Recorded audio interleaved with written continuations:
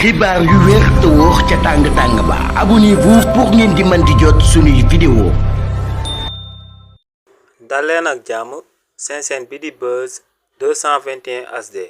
kii di Mame Diarra Fam di akub personnalité politique bu kenn dootu présenté ci réew mi di Sénégal bokkoon ci député wu 14e législative bi ci réew mi di Sénégal yëkkati na ay kàddu daal di koy jëmale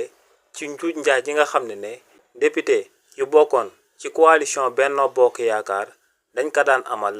ca biir assemblée nationale. si li ni mel kii di Mame Diarra Fam ne député Benno Bokk Yaakaar yi nga xam ne ñoom ñoo nekkoon jegeñaale yu président Macky Sall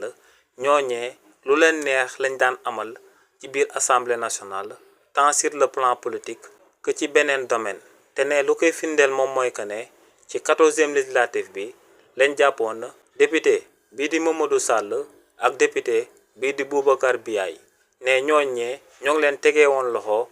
pour trafic de passeport diplomatique ak pour trafic de visa te ne ñaar ñooñee rek ñoom ñoo fësoon bañ daal di leen di teg loxo. waaye tamit ne am na yeneen député yi nga xam ne liñ daan amal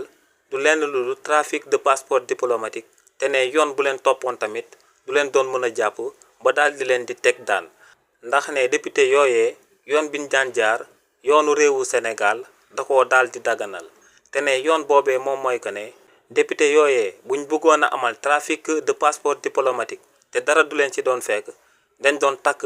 ay jabar yu bari bu fekkoon ne ay góor lañ waaye tamit bu nekkee ay jigéen lañ ay jëkkër yu bari lañ doon am ci 14e législative bi nee nag ci député yooyee que mu nekk jigéen wala mu nekk góor bis buñ takkee jabar wala ñu am jëkkër état bi day obligé daal di jël kookee daal di koy jébbal akub passeport diplomatique mais moyen boobee nag lañ doon jaar di doon amal seen trafic de passeport diplomatique ne ci 14e législative bi gis na ci akub député bu jigéen bi nga xam ne jot naa am lu tolloog 10 jëkkër ndax ne kookee ci trafic